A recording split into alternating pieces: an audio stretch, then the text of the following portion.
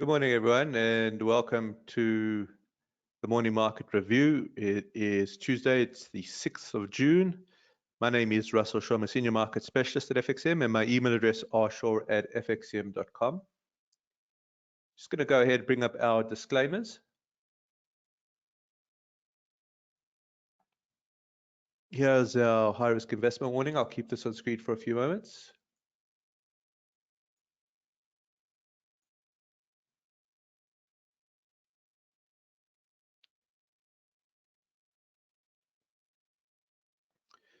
All right, and here is the market commentaries disclaimer.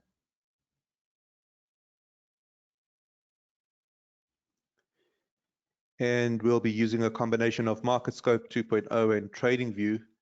Let's go through to TradingView first, and I've got the monthly chart of Apple on screen. I think it's worthwhile just mentioning that Apple has finally released its long-awaited mixed reality headset. It's charging a lot of money for it. It's charging close to $3,500 for the headset. The last time there was a meaningful product launch, I think, was in 2015 with the iWatch. So this new Vision Pro headset is the first major new category since the smartwatches in 2015. This is a good-looking chart. It moves from the lower left quarter to the upper right quarter, so it's moving in that northeasterly direction. And I've just thrown on a few indicators here, which I think are interesting. First of all, just some trend-following indicators on the monthly chart. With the moving averages, you've got a nice crossover here. Okay, so this was back in March, we had this crossover. And if you take a look at the RSI is nicely above 50. It's not overbought. Let's just make the 50 a little bit more pronounced. Okay, so you can see we're nicely above the 50 here. And this is on the long-term chart, on the monthly chart. So if we're using the monthly chart, I thought let's throw in a Copac indicator. Now that's it's quite odd to throw in a Copac indicator because a Copac is generally used for market indices. But I was thinking Apple's got a market capitalization of close to $3 trillion dollars. I think the Copac would be sufficient here. And let's just take a look at some of the previous signals that the Copac has given with regards to Apple. So if we go back to, here's the global financial crisis. The Copac turns up from under zero, and there's a terrific swing. Okay. Go to November 2013, turns up from below zero, and there's a terrific swing. Remember, we're looking at a monthly chart, so every candlestick is one month. Go through to September 2016. Again, leads it to a terrific swing, and potentially we're getting something similar here. It looks like it's just the beginning of what could be a meaningful swing. What's interesting is the 2000 tech rec did come in with a slight whipsaw, not quite as bad as on the indices. The indexes were whipsawed quite viciously. This is more of a sideways movement. The first signal that's given leads to a sideways movement, but the second signal that is given is a terrific movement up. So the idea here is, of course, that the Copac is not infallible. There is, of course, there are, of course, filters that we have to process. But I'll show you something that's quite interesting. If you combine the Copac with the RSI, and you look at every time you get a Kopok signal, and you take a look at the RSI crossing above 50. So the whipsaw happens over here. Okay, there's no cross above 50. Let me change this to I just want to make this a little thicker.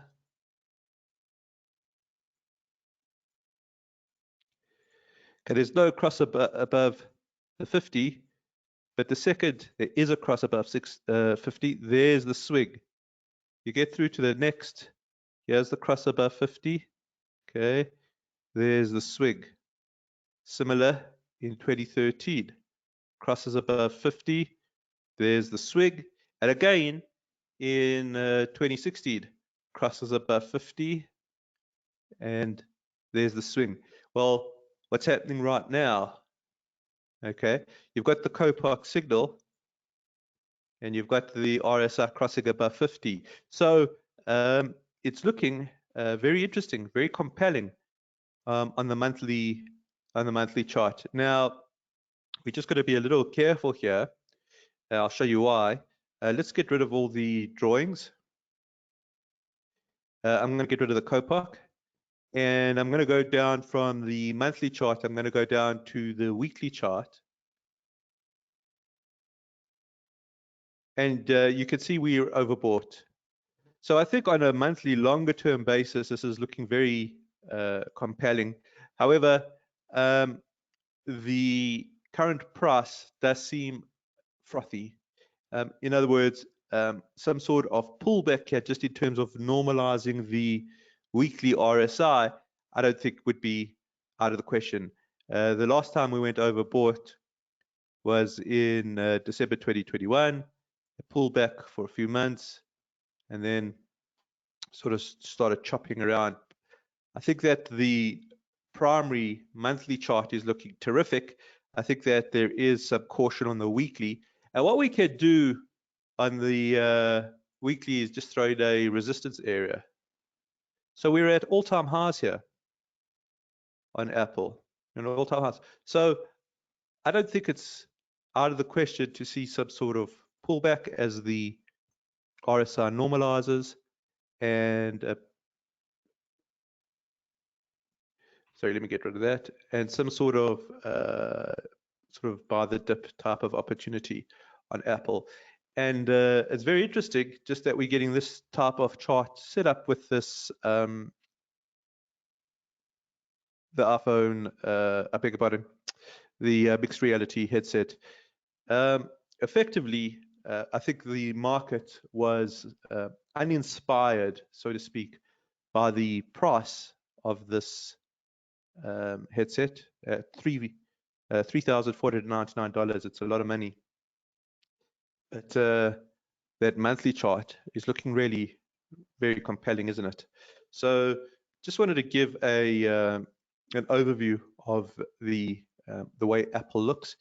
All-time highs, weekly overbought, but by and large, any sort of retracement here, any sort of pullback, I think would be very, very interesting, especially around support.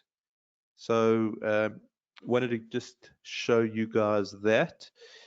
A surprise was the way the US dollar acted yesterday. So let's just go through the US dollar. Okay. To me, the US dollar is generally the first chart that I analyze, because I think that it leads a ripple type of effect. There's a chain of causality here. And I think you get a lot of information from the way that the greenback trades. So when we take a look at this, you can see we've got the higher trough in. Okay, it's back in sort of April, May. The dollar finds support, but is it getting the higher peak? And the higher peak would put the greenback into an uptrend. And we've been looking at this because I feel it's that important. We have to keep monitoring. What seems to be happening here, though, is we're getting lower peak. Now, that lower peak is also in flux. We don't have a lower peak yet. What we need to do is keep an eye on this for reference candles to see which way the reference candles go.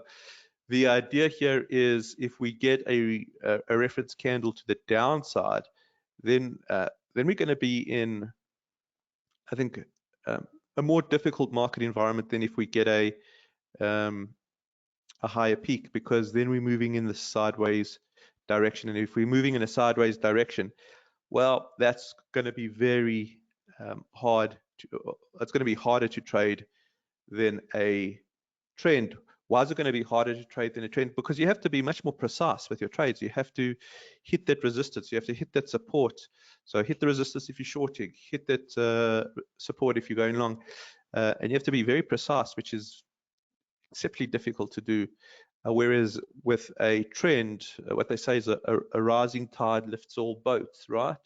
So the dollar here seeming to falter, and it looked to me yesterday when I was doing the analysis, it looked as if we were actually getting some strength. We saw that there was an RSI that was above 50. We're still above 50. And then if I go down to the daily chart, the candle yesterday, candle number 3, completely reversed. So when I looked at it, it was trading near its high. It looked as if we were getting that higher trough. It looked as if we were getting some sort of strength in the greenback. It looked as if it was going back into zone 1, which is between the upper blue and the upper red. But we actually got a sell down. And we can change the numbers. Look, changing the numbers here puts a completely different spin on it, okay? Whereas we had potentially candle 3 showing a bullish reference candle reversal. If we move this over there, we move this over here, and we move this here. Now let's take a look at the 3 candle cluster, and it's a very different setup to just 24 hours ago. Now it looks as if there is some weakness that is starting to seep in, okay? And that weakness that is starting to seep in, okay, looks like a bearish reference candle. You've got candle 2, which is showing the highest high in at least 3 candles. You've got candle 3, which is now looking like it's going to close below candle 2's low. In other words, it's closing below the low of the reference candle. That's a bearish reference candle if we get a close below this green horizontal. Take a look at the RSI. RSI is coming very close to 50, and I just wonder if it's going to slip below 50. So in a matter of 24 hours, the analysis has completely changed. It's been a very, very tricky 24 hours, just because you've seen the greenback move from a potentially bullish pattern to now potentially bearish pattern. So we're just going to have to watch it. It remains in no man's land. It remains in neutral. It remains between the 2 blue lines. So if the dollar is showing signs of reversal, what's happening in the other pair? So let's bring up euro. Okay, so euro has also changed over the last 24 hours, whereas potentially we were seeing a movement down into zone 3. We're now potentially getting a movement back from zone 3 into zone 2. In other words, a relative strength movement, a movement of relative strength. In other words, if it moves from its weak area, which is between the lower blue and the lower red, and moves into its neutral area, which is one level up, one zone up, well, that's relative momentum forward. Okay, so again, a change up just over 24 hours. Let's keep an eye on the RSI. Is the RSI going to cross above 50, or is it going to hold below 50? So for me, the last 24 hours has been very, very tricky, very challenging in terms of pinning down the actual bias of market momentum. All right, let's take a look at 2 more charts. Let's bring up cable, see what's happened on the cable pairing, and then let's take a look at DAX.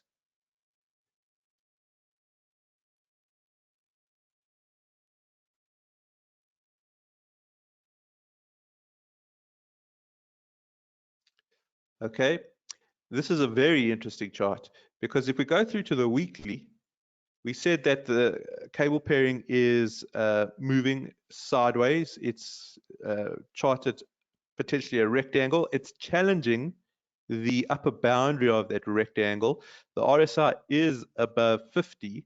And when you go through to the daily chart, all of a sudden, it's showing potential strength.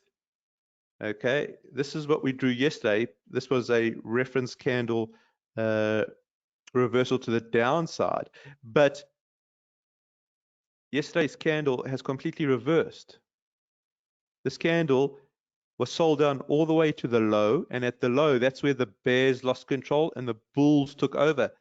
Now, what we can do is we can look at it and see if we get a reference candle to the upside. In other words, we can cancel all of this out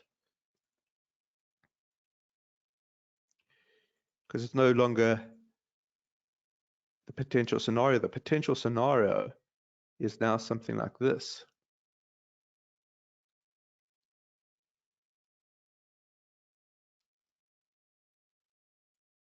Okay, it all is a matter of, does it close above the reference candle's high? And that's a complete change up over just 24 hours ago. Take a look at the RSI, how the RSI has hinged. It looks as if it's about a bump above 50. So again, a change up in the sentiment that we were discussing yesterday. It happened very fast, but let's just monitor this and see how it settles throughout this day. And who knows what kind of conversation you and I will be having tomorrow. Let's take a look at the DAX just to end off.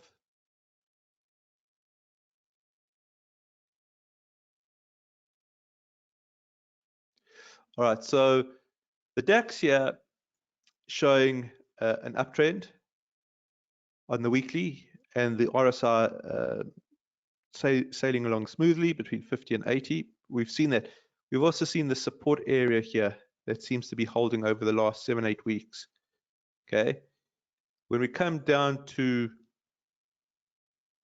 the actual daily chart, we're sitting in the middle of no man's land. Yesterday, we were potentially getting the movement up into zone 1. There was slight movement into zone 1 before it reacted and rebuffed and pushed down back into neutral. So we're in no man's land at the moment. So again, I'm going to take these out, and we're just going to have to monitor and see if we can get into zone 1, because the reference candle is still valid here. Here's the reference, okay, and here is the completion of the reference candle. But now what we can see is we're getting a potential reversal almost immediately, and the potential reversal is, so maybe this is a reference candle, and are we going to close below that? And if we close below that, then zone 3 becomes part of our discussion. Take a look at the RSI. The RSI is looking like it's going to bump below 50. So again, a huge swing in sentiment over the last 24 hours. The dollar all of a sudden looking a little weaker. Because it's looking a little weaker, the other currency pairs looking a little stronger, and the DAX in the middle of no man's land. All right, let me just see if there's any comments here.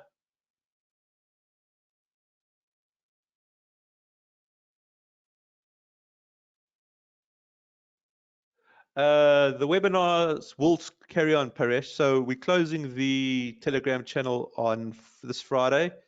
All the recordings go onto our YouTube channel. So you can go onto our YouTube channel and find it there. If you need any sort of specific URLs, just send me an email. I'll send you to the area. So they generally get uploaded. Dollar and DAX suggesting opposite sentiment. I think, well, the dollar is certainly showing some sort of weakness, Gurdeep. The DAX, I'm going to defer to the neutral area. I think I need more direction here. So it's hanging around in the neutral area. That's no man's land. I need to get a little bit more price action here just to just to get some sort of history to draw conclusions from. All right, any other questions there?